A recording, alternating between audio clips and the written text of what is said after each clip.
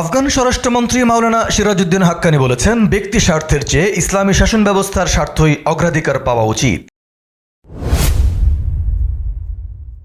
আফগানিস্তানের স্বরাষ্ট্রমন্ত্রী মাওলানা সিরাজউদ্দিন হাক্কানি বলেছেন, ব্যক্তিগত চাওয়া, দাবি ও পদ পদবীর তুলনায় ইসলামী শাসন ব্যবস্থার স্বার্থই অগ্রাধিকার পাওয়া উচিত। আফগান স্বরাষ্ট্র মন্ত্রণালয় এবং প্রশাসনিক সংস্কার অধিদপ্তরের যৌথ আয়োজনে সংস্কার ও সক্ষমতা বৃদ্ধি বিষয়ক সেমিনারে তিনি একথা বলেন। মাওলানা সিরাজউদ্দিন হাক্কানি বলেন, রাষ্ট্রীয় কার্যক্রম অবশ্যই আইন ও বিধিমালার আলোকে পরিচালিত হওয়া উচিত। তিনি সরকারি কর্মকর্তাদের জনগণের প্রতি উত্তম ব্যবহার প্রদর্শনের আহ্বান জানান এবং স্মরণ করিয়ে দেন যে তারাই সরকারি সিদ্ধান্ত বাস্তবায়নের মূল বাহক।